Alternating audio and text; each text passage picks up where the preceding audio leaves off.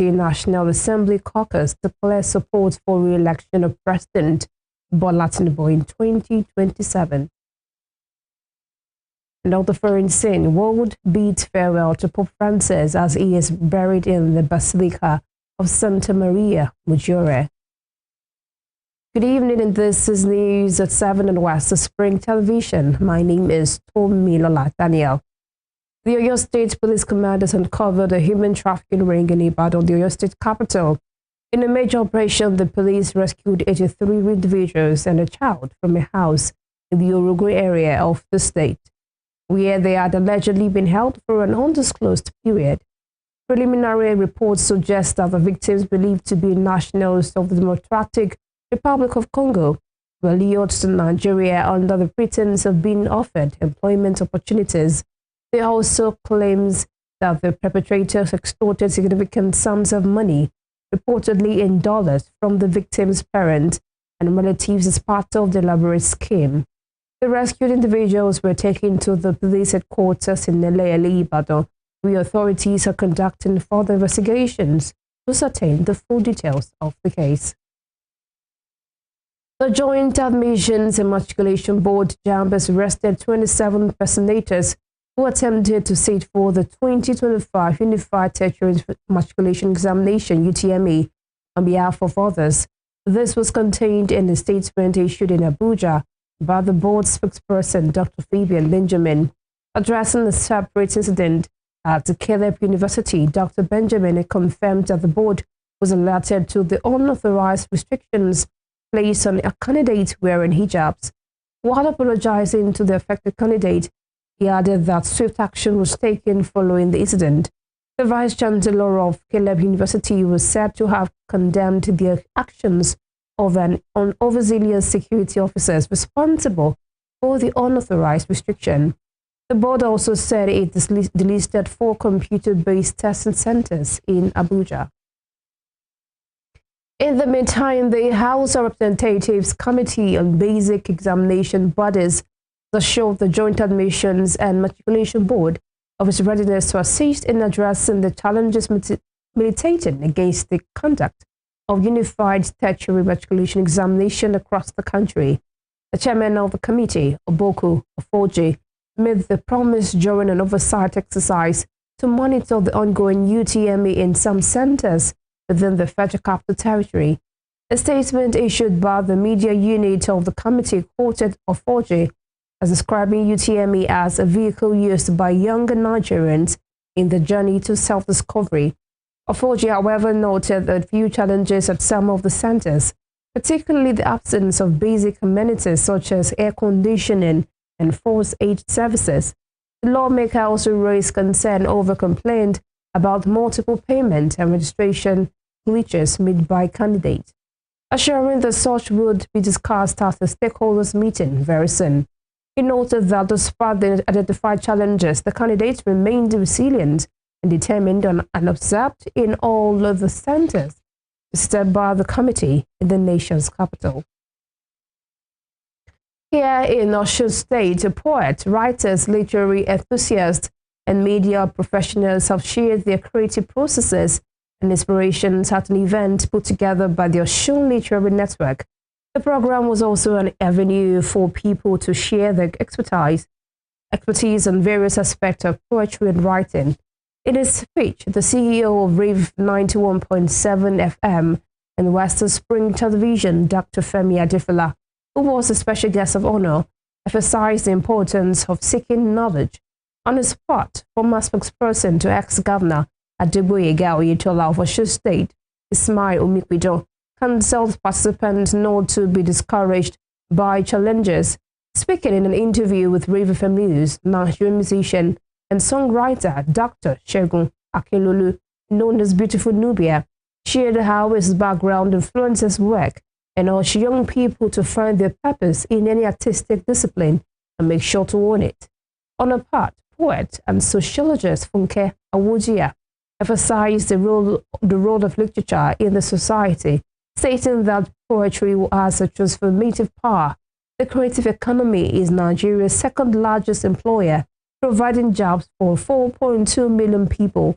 Projections suggest it could create an additional 2.7 million jobs by the end of 2025.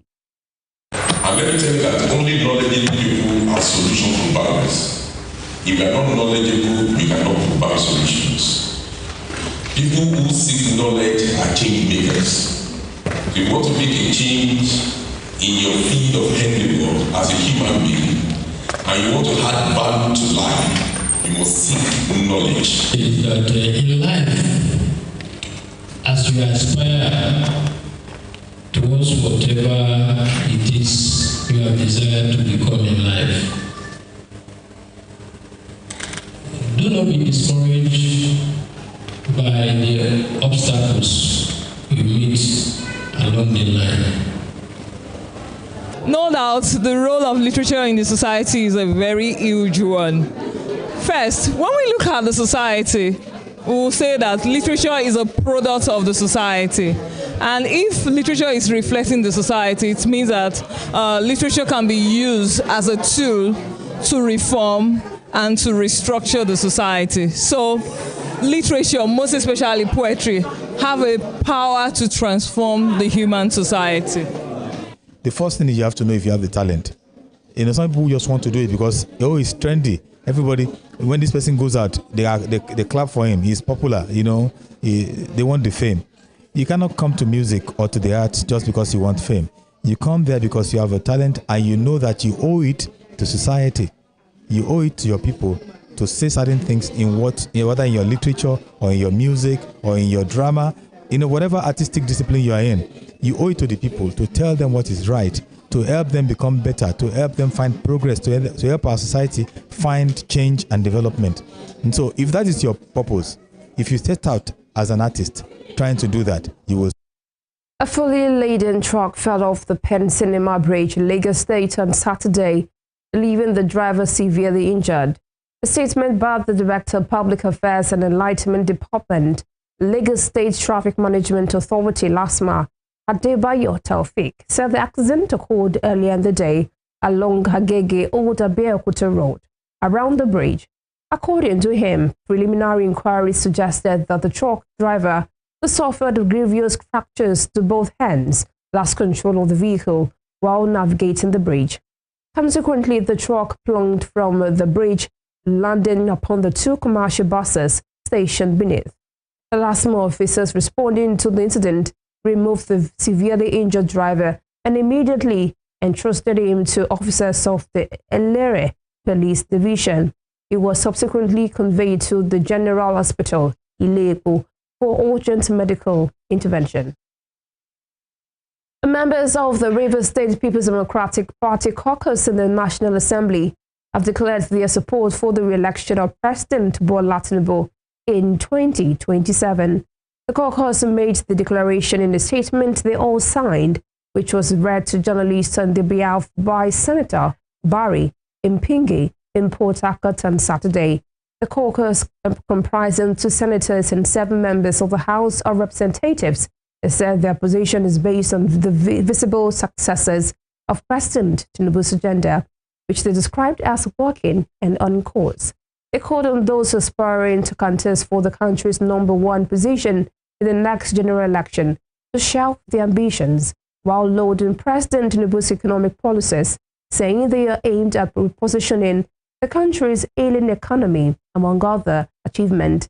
They stated that its renewed hope agenda remains the surest path to Nigeria's prosperity and progress. Under former President Muhammadu Buhari and the near absence of critical infrastructure to support food production, we have come to the conclusion that President's economic plan is the surest way out of our economic, social, and economic morals. Further, our assessment is firm that the President's Renew Hope agenda is very much on track with already visible results and credible basis that offers greater improvement in the economic well-being of Nigerians if given the time necessary. Further still, we are convinced that the declining inflationary figures, the substantial reduction in our foreign debt profile, and an IMF-backed promising growth figure all bode well for the economy in the years ahead. We would also like to use this medium to thank Mr. President for the swift and necessary intervention in our dear River State, which action has set the process of peace in motion, even as we pray and hope to see a clear path to an enduring peace built on sincerity of purpose. You're watching News at 7 on West Spring Television. Still to come. Lagos State Environmental Task Force arrests 52 suspects during late-night cleanup operation. We'll bring you more on this when we return. Please stay with us.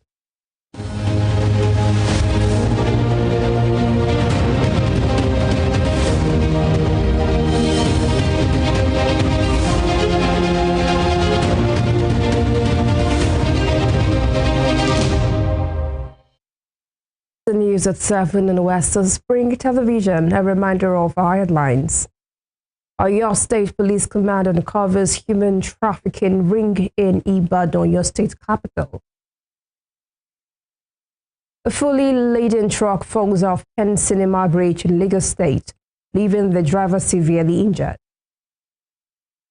The Rivers State People's Democratic Party National Assembly caucus declares support for re-election of President Bola Tinubu in 2027. Another foreign scene world bids farewell to Pope Francis as he is buried in the Basilica of Santa Maria Maggiore. The Lagos State Environmental Task Force has arrested 52 suspects during a late-night cleanup operation aimed at ridding Lagos Island of criminal element. The Commissioner for the Ministry of the Environment and Water Resources, Tokunbo Wahab, disclosed this in a statement on Saturday via X. According to Wahab, the task force commenced its enforcement operation at about 12:35 a.m. on Saturday, covering key areas such as Lekki, Ikoyi, Palomo Bridge, Eko Hotel, and Legally Ayoride.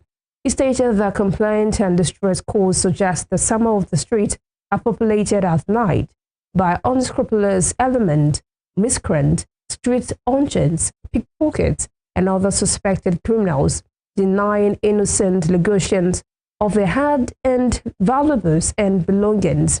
He explained that during the raid, 52 suspects were apprehended, comprising 51 males and 1 female, adding that sanity was restored in all the areas visited during the operation.